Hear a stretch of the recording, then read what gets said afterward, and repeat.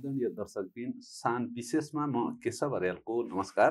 दर्शकबिन आज हामीले नेसपा नयाँ शक्ति स्थापना भएको 10 वर्ष पुग्यो।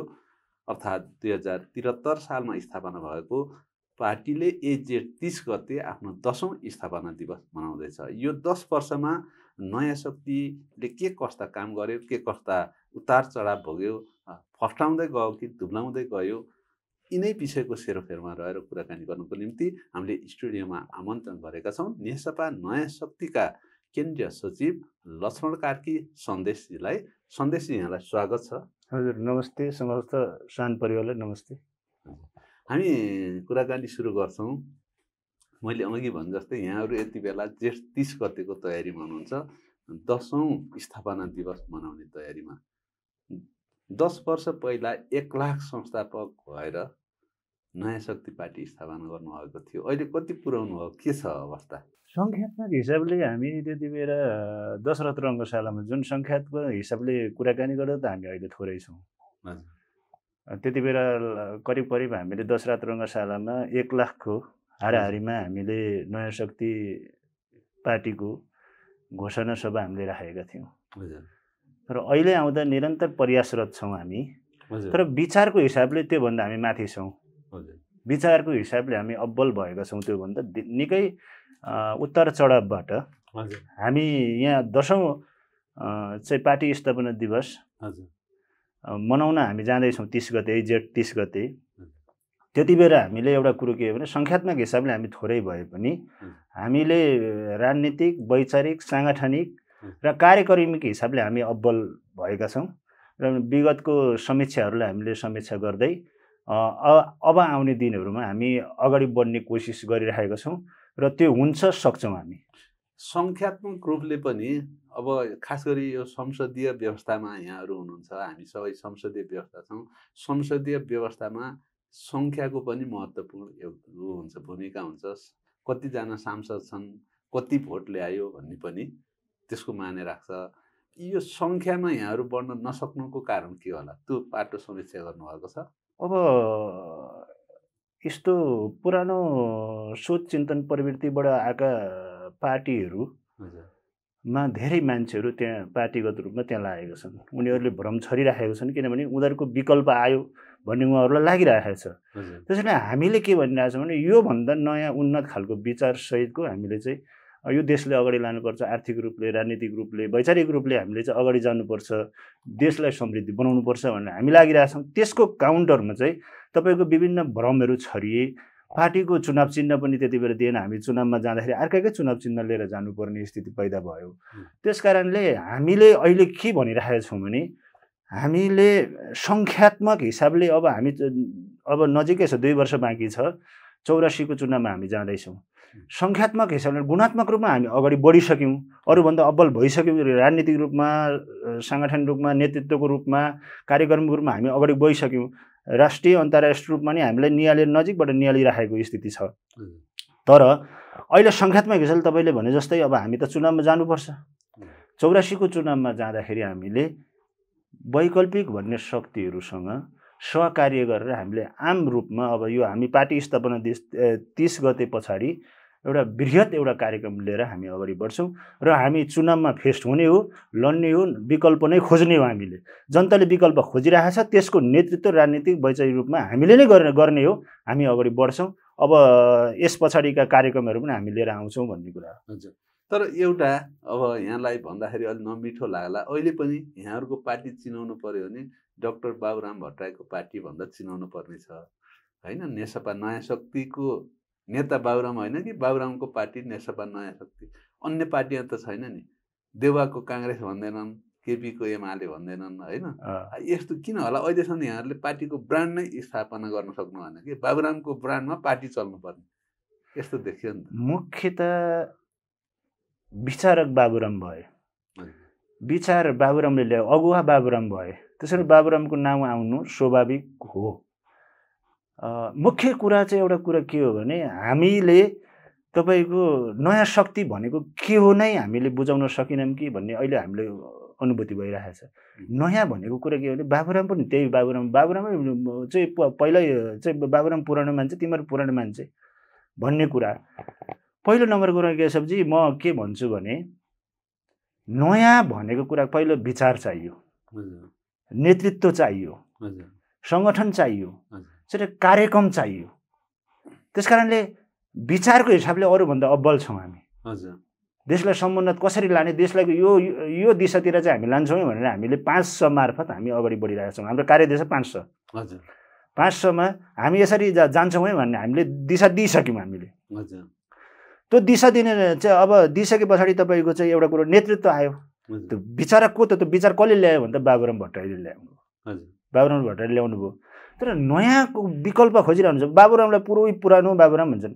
वैज्ञानिकहरूले एउटा कुरो के छ भने एउटा कोसिस गर्दै जाने हो।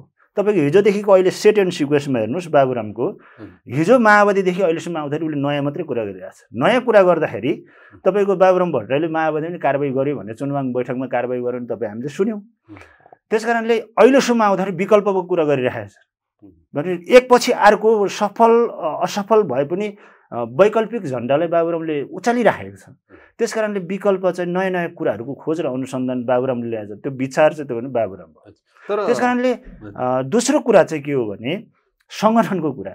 सङ्गठनको कुरा नि अरूभन्दा विधान महाधिवेशन हाम्रो पोखरामा भयो। विधान महाधिवेशनमा हुँदाखेरि हामीले के गर्यौँ भन्दाखेरि त्यो पर्सेन्टेज हिसाबले कुनै पनि राजनीतिक दलको विधान तपाईँ हेर्नुहुन्छ भने विधान तपाईँको उहाँहरूको भन्दा अब्बलै छ क्या। हामीले युवा पर्सेन्ट यति, जनजाति यति, महिला यति कुटै छुट्याएर हामीले तपाईँको यावत कुराहरूमा हामीले चाहिँ उन्नत खालको चाहिँ त्यो विधान ल्याएका छौँ। त्यसको चाहिँ हामीले महाधिवेशन पनि गरिसक्यौँ। महाधिवेशनमा हामी चुनाव पनि जितेर आइसक्यौँ। हामीले चाहिँ चुनावै लड्यौँ, डाइरेक्ट डेमोक्रेसीको कुरा गऱ्यौँ, राइट टु रिजेक्टको कुरा गऱ्यौँ हामीले। अनि तपाईँको चाहिँ हामीले नयाँ कुरा धेरै कुरा गरेको छ। विदेशमा भएका जुन लामो समयदेखि विदेशमा भएका युवाहरूले हामीले अनलाइन भोटिङ पाउनुपर्छ भन्ने उहाँहरूको माग थियो। हामीले त्यो पनि महाधिवेशन गरिसक्यौँ। त्यस कारणले चाहिँ हामीले नयाँ कुरा गरिरहेका छौँ। साङ्गठनिक रूपमा पनि हामीले नयाँ गऱ्यौँ। तर कार्यक्रमको रूपमा नि 500 मार्फत हामी चाहिँ समुन्नत समाजवादतिर हामी जाने हामीले कार्यक्रम रूपमा नि हामी अगाडि बढाएका छौँ। 500 चाहिँ मार्फत भनेको चाहिँ तपाईँको स्वाधीन, सङ्घीयता, सुशासन, समृद्धि र समाजवादको यी 5वटा कुरा चाहिँ हामीले लिएर हाम्रो कार्यदेशै यही हो प्रष्ट। त्यस कारणले हामीले नयाँ चाहिँ यसरी नयाँ बुझाउन हामीले यसरी सक्यौँ। अब सबैले हामीले कोसिस गर्छौँ। अब नयाँ भनेको हामी यसरी हो है, व्यक्ति नहेर्नुहोस् है तपाईँ, हाम्रो चाहिँ कार्यशैली हेर्नुहोस्। हाम्रो चाहिँ हामीले भनेको कुराहरू लागू गर्यो कि गरेन, देशलाई सुहाउँदो कार्यक्रम ल्यायो कि ल्याएन भन्ने कुरो त्यहाँनिर हेरिदिनुहोस्। आम जनसमुदायलाई हामी त्यो चाहिँ आग्रह गर्छौँ। तर यहाँहरूमाथि लाग्ने आरोप भनेको जस्तो डाक्टर बाबुराम भट्टराईले नयाँ भन्नुहुन्छ नि, सबै पुराना व्यक्तिहरू, नेताहरू, पुराना पार्टीहरू अब तिनीहरूको औचित्य सिद्धियो भन्नुहुन्छ। तर कस्तो भने तिमीहरूको चाहिँ सिद्धियो, म पुरानै भए पनि मेरो चाहिँ छ, म बाहेकका अरूकाको सिद्धियो भन् जस्तो। अनि भन्नुहुन्छ नयाँ, फेरि व्यवहारमा के गर्नुहुन्छ, लगभग उपेन्द्र यादवसँग मिलेको बेला नि यहाँहरू मन्त्री हुनुहुन्थ्यो। 1-1.5 वर्ष अगाडिसम्म यहाँहरूकै पार्टीको एकजना अध्यक्ष अहिले फुटेर अर्कोमा जानुभयो, पार्टी अलग छ, महेन्द्र यादव मन्त्री हुनुहुन्थ्यो। अहिले एकजना सांसद हुनुहुन्छ गण्डकीमा, उहाँ सत्ता पक्षमै हुनुहुन्छ, मन्त्री हुनुहुन्छ। भनेपछि मान्छेले भन्छन् एउटा गर्छन् अर्को भन्ने भयो क्या तपाईँहरूलाई नि। यस्तो हामीले यो कुरा पनि हामीले जनतालाई अलिक कम बुझायौँ। किन यस्तो हुन्छ भन्ने कुरा इतिहास हामीले हेर्नुपर्ने हुन्छ। पहिला वैज्ञानिकहरू एक्लै हुन्छन्, त्यसले बौला पागल पनि भने कि देश निकाला पनि गर्नुपर्छ भन्ने बहस पनि चल्यो।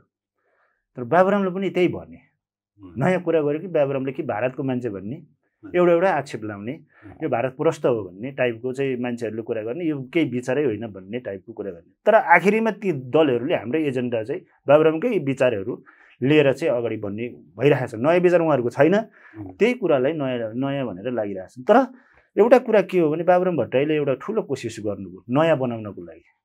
मधेसवादी दलसित एकताको कुरा, अरू साना टुक्रे पार्टीहरूसित एकताको कुरा, विगत चाहिँ भूपू कर्मचारीहरू, सेनाका, पुलिसका, विभिन्न अनुभव भएका पत्रकार, बुद्धिजीवी, यी सबैले ल्याएर हामीले नयाँ बनाउने कोसिस गऱ्यौँ हामीले। तर प्रवृत्ति उहाँहरूको पुरानै भयो, दलहरू सुध्रिने अवस्था भएन। त्यहाँबाट दलहरू सुध्रिन नसकेपछि विचार एकातिर, तपाईँको चाहिँ कार्यशैली एकातिर भयो भने त मिलेन, केमिस्ट्री मिलेन। त्यस कारणले चाहिँ पार्टीभित्र चाहिँ के हो भने अब बाबुराम भट्टराईले त 3rd, फोर्थमा बसेर पनि मधेसवादी दलहरूलाई अगाडि बढाएर विकल्प के अरे नयाँ बन्छ भने बनाऊँ भनेर बाबुरामले ठुलै त्याग गर्नुभयो। त्यति बेला हामीले विरोध पनि गऱ्यौँ। त्यो कुरा हामीले महाधिवेशन पनि अब त्यो समीक्षा गरेका छौँ, हामीले कमजोरी भयो भन्ने कुरा। तर उहाँहरू सुध्रिने अवस्था भएन, किनभने उहाँहरू चाहिँ अब तपाईँको ती रुमलीले यही अवस्थालाई यथास्थितिमै रमाउन खोज्ने स्थिति पैदा भयो। हामी अगाडि जान कोसिस गरिरहेको त विचार भइसकेपछि विचार त निर्जीव कुरा हो। सजीव कुरा के हो भने सङ्गठन हो। सङ्गठन त अगाडि जान खोज्छ नि त। हामी अगाडि जान खोज्यौँ, त्यहाँ धक्का भयो, त्यो विचार कोही सहितको धक्का भयो। त्यसरी उहाँहरूलाई पाच्चे भने उहाँहरू फुटेर जानुभयो, पुरानैमा रमाउन खोज्नुभयो। तर हामीले सोचेको त्यो होइन।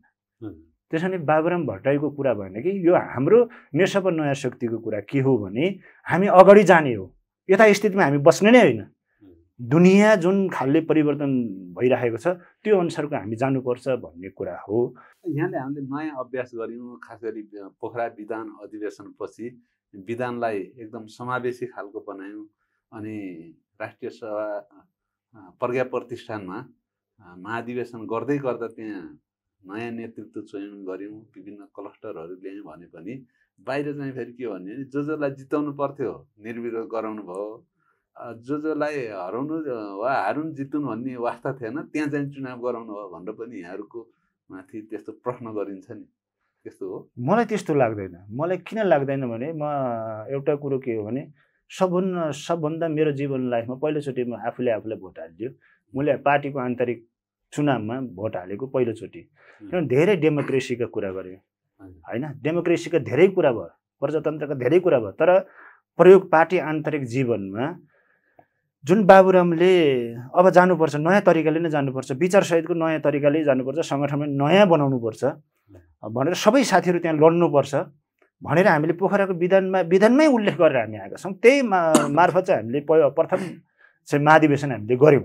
प्रथम महाधिवेशनमा सबैले नोमिनेसन गरे साथीहरू। सबभन्दा बढी उत्साहित भएर मैले त्यो चुनावमा हेरेँ, भोट माग्नुभयो साथीहरूले, सहस्र सबै साथीहरूले माग्नुभयो। त्यस कारणले अब जिताउनेलाई जितायो, नजिताउनु नजितायो भन्ने कुरा नोमिनेसन गऱ्यो। हामीले नोमिनेसन गरिसक्यौँ।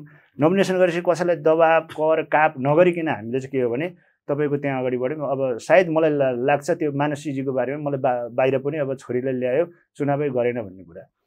त्यस कारणले मानुषीजीले को यो कुरा भएन। हामी अब उहाँसित लड्न जाने कोही पनि होइन, सर्वसम्मत भएको त्यसरी हो। महिलामा चाहिँ उहाँले सिङ्गल नोमिनेसन परेको हुनाले उहाँले सर्वसम्मत हुनुभएको। उहाँ कसैलाई तानेर ल्याएर त्यो होइन, नोमिनेसनै गर्नुभएको, उहाँले नि नोमिनेसन गर्नुभएको, लड्नुपर्छ भन्नुभएको उहाँले नि। त्यस कारणले कसैले तानेर अरू मान्छेलाई नोमिनेसन निकालेर होइन कि उहाँको सिङ्गल त्यो पोस्टमा कसैले पनि अरूको नोमिनेसन नपरेको हुनाले उहाँ चाहिँ निर्विरोध हुनुभएको। यो कुरा हामीले बाहिर बुझाउन सकिनौँ। त्यस कारणले बाबुरामले चाहिँ अब अरूलाई चाहिँ चुनाव गरायो, बाबुराम आफ्नो छोरीलाई चाहिँ चुनाव गराएन भन्ने कुरा जुन बाहिर भ्रम फैलाएर छन् त्यो निराधार कुरा हो।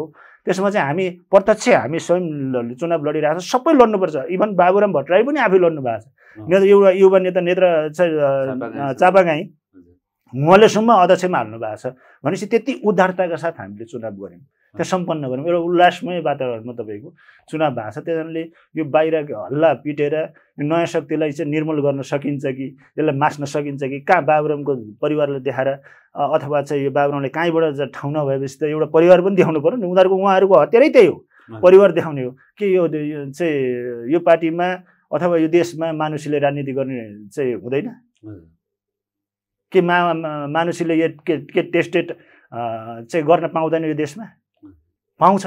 त्यस कारणले टेस्ट उहाँ हुनुभएको हो, अलग अलग व्यक्तित्व हो, बाबुरामको आफ्नो ठाउँमा छ, मानुषीको आफ्नो ठाउँमा भयो। त्यस कारण हाम्रो नेता हो, उहाँले महाधिवेशन पहिलो चाहिँ महाधिवेशनबाट उहाँ निर्वाचित चाहिँ उहाँ हाम्रो उपाध्यक्ष हो। त्यस कारणले यो बाहिरको जुन हल्ला जुन छ त्यो निराधार छ। यो चाहिँ कहिले पनि बाबुरामले चाहिँ परिवारको बातको कुरा गर्छन्। बाबुरामले मेरो जीवनकालमा मैले बाबुरामलाई जुन बुझेँ त्यो कुरा चाहिँ बाबुरामले चाहिँ कहिले पनि त्यो देखिएन, परिवारवाद भन्ने त्यो देखिएन। अब कसरी अगाडि बढ्नुहुन्छ त भावी दिनमा? अब हामी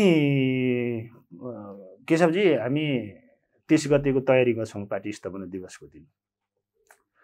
अब हामीले हाम्रो विचारअनुसार हाम्रो 3 महिने हाम्रो चाहिँ अभियान जुन थियो, अभियान अब सिद्धिएर त्यहाँ अन्त्य पनि हामी त्यो गर्दैछौँ। 3 महिने अभियानको अन्त्य महाधिवेशनका उसबाट आएको कुरालाई अब त्यो हाम्रो अभियान नै सिद्धिन्छ।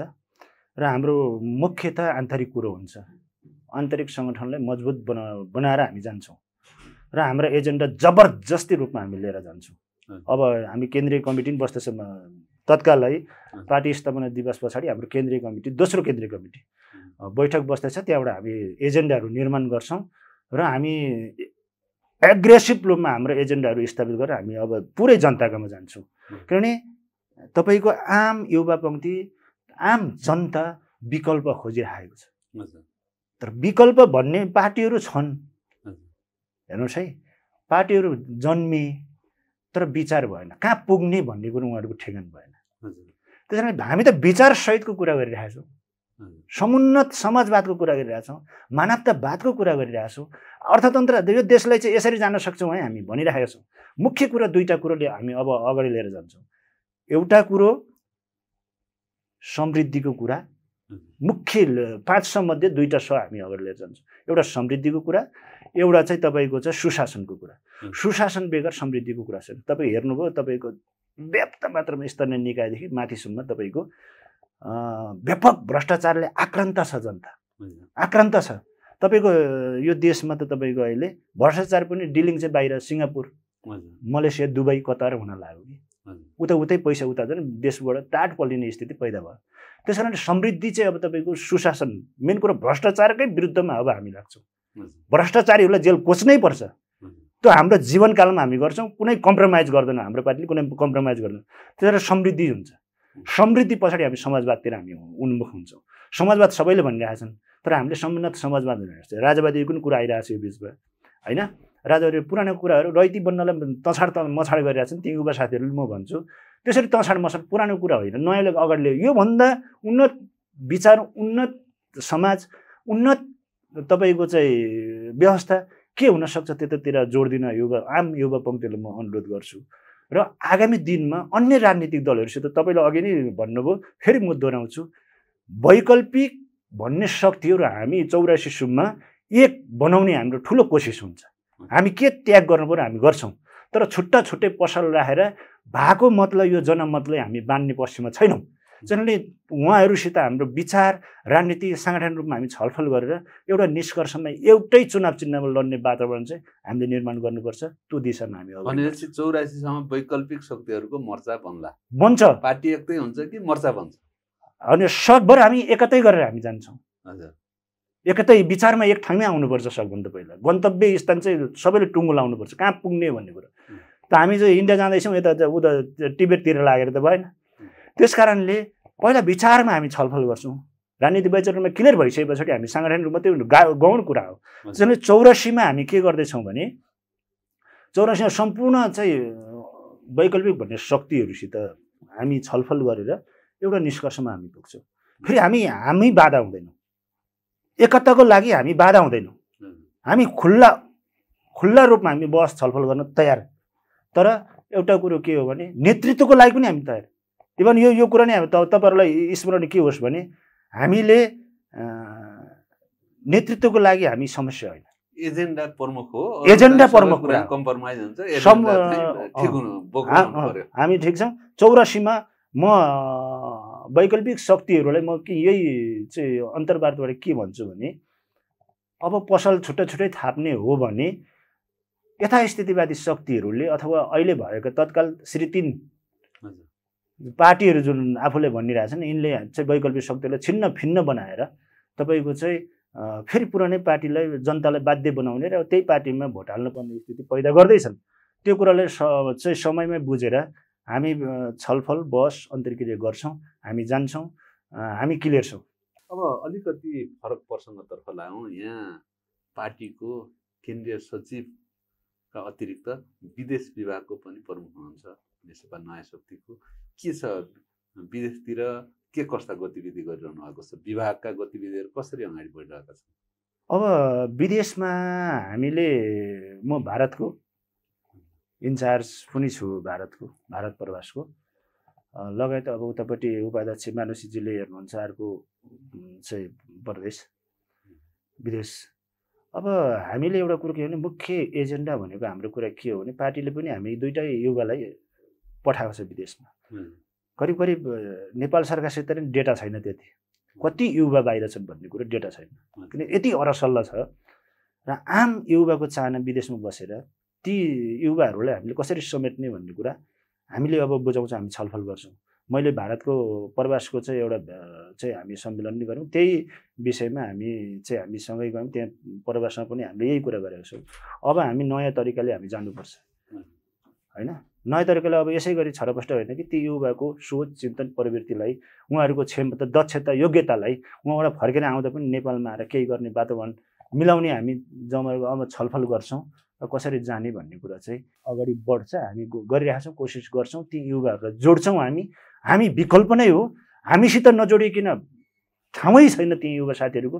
त्यस कारणले आम युवा साथीहरूलाई, विदेशमा भएका साथीहरूलाई पनि मेरो के अनुरोध हुन्छ भने हामी विचारसहितको राजनीतिक, विचारसहितको चाहिँ तपाईँको सङ्गठन, विचारसहितको चाहिँ एजेन्डा, विचारसहितको चाहिँ तपाईँको चाहिँ हाम्रो राष्ट्र निर्माणको लागि खाका भनेर 5 मार्फत हामी अगाडि बढ्छौँ भन्ने यो हामीले ती साथीहरूलाई भन्छौँ, अगाडि बढ्छौँ भन्ने कुरा। अब खास गरी यहाँले पार्टी निर्माणको कुरा गर्नु हो, आम मान्छेले के भन्छ भने यहाँ बसुन्जेल त सबैलाई पार्टीको कार्यकर्ता बनाए, बाहिर जाँदा पनि तिनीहरूलाई सङ्गठित गर्ने, फेरि त्यहाँ जाँदा नि चन्दा माग्ने, लेबी माग्ने, युवाहरूलाई जहाँ गए पनि यिनीहरूले राजनीतिबाट मुक्त नगर्ने भए भन्ने खालको आरोप लाग्छ। यहाँ विदेश विभागको प्रमुख भइरहँदा त ती देशका यहाँहरूसँग विचार मिल्ने पार्टीहरू, त्यहाँका सरकारहरूसँग समेत समन्वय गर्ने, अनि त्यहाँका विविध जुन अब प्रविधि छ, त्यहाँको पुँजी छ, त्यहाँको सिप छ, यहाँ ल्याउने दुई देशको सम्बन्धहरू र पार्टी मार्फत भनौँ न ट्र्याक टु डिप्लोमेसी मार्फत मजबुत बनाउनु, यो तर्फ सोच्नु भएको छैन?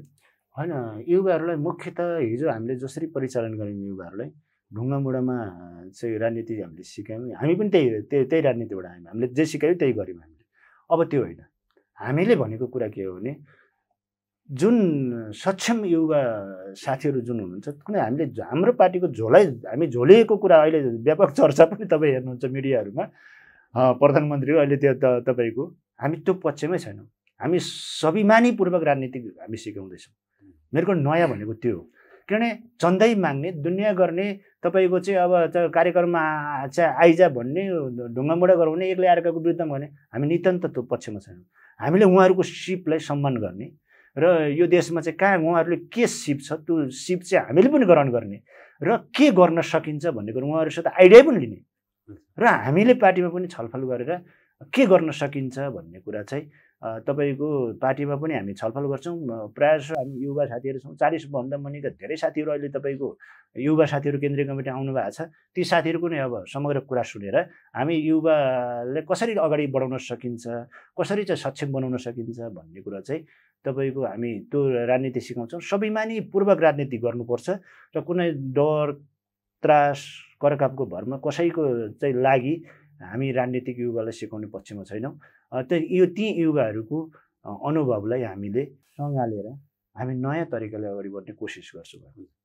केही दिन अगाडि यहाँहरूको पार्टी अध्यक्ष पूर्व प्रधानमन्त्री डाक्टर बाबुराम भट्टराईसँगै यहाँ पनि विदेश विभागको प्रमुखको हिसाबले भारत जानुभएको थियो।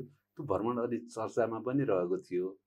के भयो त्यहाँ जाँदाखेरि, त्यसबारे अलिकति बताइदिनु न, कस्तो रह्यो? हेर्नुहोस् केशवजी, मैले राम्रो त्यहाँ हामी गयौँ, त्यहाँ मुख्य भेला पनि थियो, म त्यहाँको इन्चार्ज पनि भएँ। हामी हाम्रो पार्टीको अध्यक्ष बाबुराम भट्टराई, उपाध्यक्ष मानुसिंह भट्टराई, म लगायत कोषाध्यक्ष पनि हाम्रो जानुभएको थियो। त्यहाँनिर हामीले नेपाल र भारतको कतिसम्म चाहिँ तपाईँको दूरी बढिरहेको रहेछ तपाईँको डिप्लोमेसीमा भन्ने कुरो मैले त्यहाँ सरलाई नै बुझेँ। किनभने अहिले सम्बन्ध, नेपाल भारतको सम्बन्ध एकदम बिग्रिरहेको छ। त्यो बिगार्ने चाहिँ तपाईँको सत्ताधारी दलहरूको उहाँहरूको क्रियाकलाप, उहाँहरूको अभिव्यक्ति, उहाँहरूको कार्यशैलीले गर्दाखेरि यो बिग्रिरहेको छ। यो राम्रो कुरा होइन। दुईवटा ठुला छिमेकी देश भारत र चीनलाई समदूरीमा राखेर हामीले जानुपर्ने हुन्छ। हामी न चाइना पुरो न इन्डिया पुरो, हामीले समदूरीमा राखेर हामीलाई हाम्रो देशको हितको के हुनसक्छ भन्ने कुरा चाहिँ त्यो मुख्य कुरा हो। त्यस कारणले त्यो एजेन्डाका साथ हामी गएका थियौँ। हाम्रो किन सम्बन्ध बिग्रियो एउटा कुरा। दोस्रो कुरा, राजावादीहरू अब यहाँ हिन्दूवादीहरू नेपालमा अलिकति राजनीतिक रूपमा अलिकति तपाईँको अलि अगाडि बढिरहेको चाहिँ पुरानो शक्तिहरू चलखेल गरिरहेको अवस्थामा त्यो एजेन्डा हाम्रो मुख्य कुरा थियो। गणतन्त्र नि कतै धरापमा पर्ने त होइन, छिमेकीको बारेमा त्यो पनि हाम्रो एजेन्डा कुरा। त्यो पनि बाबुराम भट्टराईले नेपालको पिक्चरको बारेमा बाबुराम भट्टराईले दिनुभयो। बाहिर व्याप्त कुरा के थियो चाहिँ के छ भने भारत प्रस्त भन्ने कुरा नेपाल बोल्दो रहेछ बाबुरामले, किनभने म आफै सहभागी भएँ त्यहाँ। नेपाल बाबुरामले बोलेको छ। नेपालमा उहाँ भारतले के फाइदा, तपाईँहरूलाई के फाइदा, गणतन्त्र फाइदा के हुन्छ, राजालाई तपाईँलाई के फाइदा हुन्छ, सिधा सिधा त्यहाँको शासकहरूसित सिधा सिधा वार्ता गर्ने। मैले एउटा चाहिँ त्यो बाबुराम भट्टराईदेखि मेरो पार्टीको नेता देखेँ आफ्नो विचारमा, उहाँहरू त पुरा कन्भिन्स हुनुभयो व्यवस्थै परिवर्तनको बारेमा। व्यवस्थाको चाहिँ के हो भन्ने चाहिँ जुन नेपालमा चलिरहेको थियो त्यो चाहिँ क्लियर उहाँले बनाउनु भयो। दोस्रो कुरा, तेस्रो कुरा, जुन एउटा कर्मचारीलाई भेट्न नपाएको यो देशको प्रधानमन्त्रीले सम्बन्ध त्यति बिग्रिएको छ नि त। त्यस कारणले काङ्ग्रेसको सभापति होस् अथवा अहिले प्रधानमन्त्री होस्, सबैले भेट्न नपाइरहेको अवस्थामा त्यहाँनिरको मान, त्यहाँको दिएको सम्मान, त्यो चाहिँ मलाई गर्व होइन, बाबुरामलाई होइन कि त्यो नेपाललाई गरेको सम्मान हो भन्छु। किनभने अघि पछि जुन स्कटिङ गरेर जुन तपाईँको सम्मान गर्यो भारतले, त्यो चाहिँ उदाहरणीय छ। त्यस कारणले मैले चाहिँ यो विदेश भ्रमणमा, भारत भ्रमणमा हामी सफल रह्यौँ भन्ने कुरो नै मुख्य कुरो रह्यो। त्यस कारणले व्यवस्था अब पुरानो कुराहरू होइन, अब नयाँ तरिकाले जानुपर्छ भन्ने कुरो चाहिँ अगाडि बढ्यो। त्यस कारणले अब यी नेताहरूबाट, पुराना नेताहरूबाट हुँदैन भन्ने कुरो चाहिँ प्रष्ट भएन। अनि जस्तो अब अन्य देशमा पनि यहाँहरूको पार्टीको जस्तै अग्रगमन, वैकल्पिक एजेन्डा लिएर हिँड्ने पार्टीहरू होलान्, तिनीहरूसँग सम्बन्ध, सम्पर्क, सहकार्य त्यस्तो के छ? अब हामी विकल्प बोकेका पार्टीहरू अहिले विश्वभरि विकल्पको कुरो उठिरहेको छ। त्यस कारणले विकल्पका पार्टीहरूसित भाइचारा सङ्गठनको नाताले अब हामी बिस्तारै हामी पार्टी त भर्खर अगाडि बढ्दैछ।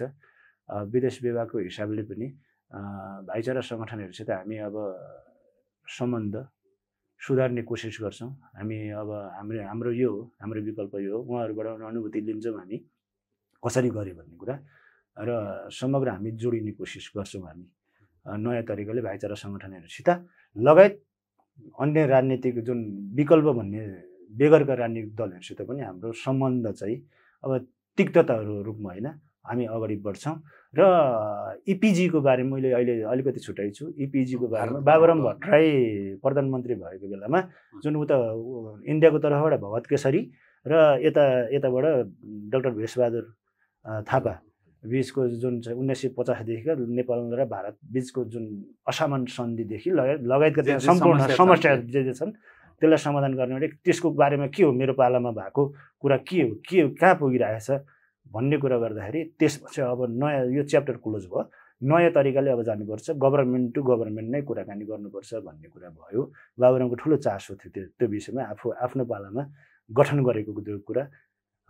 यसलाई चाहिँ नयाँ भारत भ्रमण सफल रह्यो र मैले पनि हितकर भयो, पार्टीको नि हितकर भयो। त्यस कारणले नयाँ तरिकाले चाहिँ इपिजीको बारेमा जति नेपाल भारतको जुन असामान्य सन्धिदेखि जति समस्याहरू जुन छन् तिनलाई नयाँ तरिकाले फेरि नयाँ जेन्टलमेन एग्रिमेन्ट गर्नुपर्छ। अन्य पार्टीको भन्दा तपाईँहरूको विदेश नीति के फरक छ त?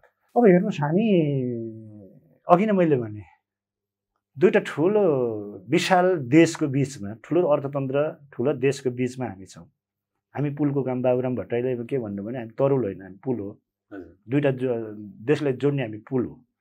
त्यस कारणले हामीले विदेश हामी चाइना न इन्डिया, हाम्रो विदेश नीति के भन्छ पञ्चशील आधारमै विदेश नीति हो हाम्रो। हामीले कसैलाई चिडाउनु छैन, तर भारत सबैसँगै हाम्रो मित्रता कायम रहन्छ, पूर्ण कायम रहन्छ।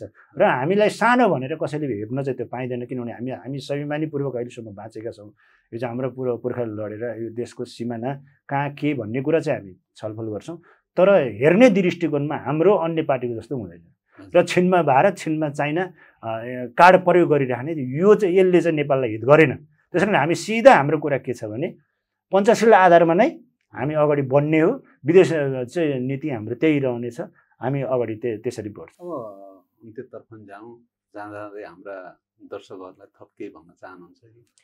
आम दर्शकबिनलाई नजिकै हाम्रो यही जेठ 30 गते पार्टी स्थापना दिवस हुँदैछ, त्यसमा सरिक हुनको लागि पहिलो नम्बरमा निमन्त्रणा गर्छु। दोस्रो राष्ट्रिय सहभागितामा 1 बजे दोस्रो कुरा चाहिँ आम जनसमुदाय के भन्छ भने विकल्प भनेको मैले अघि नै भने नयाँको कुरा गरिरहेका छौँ। हामी यो देशलाई अगाडि बढाउन जमर्को गरिरहेका छौँ। हामीले यो देशलाई अगाडि बढाउँछौँ, हामी सुशासन हामी कायम गर्छौँ, तर यिनलाई हामी जेल हाल्छौँ। देशलाई जति भ्रष्टाचार गरेर यिनीहरूले सम्पत्ति कमाएका छन् यिनलाई जेल हाल्ने नै हो, हामी नयाँ बनाउने नै हो। यो देशमा आम नेपाली जनताले भनेको युवाहरूले भनेको त्यो कुरालाई चाहिँ हामी सिरोपरि राखेर हामी हाम्रो एजेन्डालाई अगाडि बढाउँछौँ। यो देश समृद्धि बेगर विकल्पै छैन, त्यस कारणले पुरानो दलबाट यो हुँदैन। त्यस कारण नयाँ नै विचारसहितको नयाँ वैकल्पिक राजनीति हामी अगाडि बढिरहेका छौँ। अब साथ सहयोग र नयाँ शक्तिमा चाहिँ बारेमा बुझ्ने कोसिस गर्नुहोस् ल। चाहिँ नयाँ तरिकाले अगाडि बढ्दैछौँ हामीलाई सल्लाह दिनुहोस्। हामी नेता होइन, तपाईँको चाहिँ हामी तपाईँको नेता भएर तपाईँहरूसित प्रस्तुत हुन्नौँ। हामी आम पब्लिक जसरी नै तपाईँहरूको घरमा आउनेछौँ र यो देश एकपटक विश्व कहाँ पुगिसक्यो, यो देश एकपटक हाम्रै पालामा समुन्नत देश बनाउने हाम्रो रहर छ, त्यसलाई तपाईँहरूले पुरा गरिदिनुहुन्छ भन्ने कुरा राख्छु। यही हो। हस्त सन्देशजी, यहाँले समय दिनुभयो, महत्त्वपूर्ण विचार राखिदिनु भयो, यसको निम्ति सान न्युज यहाँप्रति आभार व्यक्त गर्छ। धन्यवाद त्यो सान न्युजलाई। मेरो पनि अब तपाईँहरूको यो सान न्युज अझ शानका साथ अगाडि बढोस्, यही शुभकामना दिँदै मेरो पार्टीको कुरा राख्न दिनुभयो, त्यसको लागि धन्यवाद। नमस्ते। आदरणीय दर्शकबिन, आजको कार्यक्रमबाट म कार्यक्रम प्रस्तुता केशव अर्याललाई पनि बिदा दिनुहोस्। नमस्कार।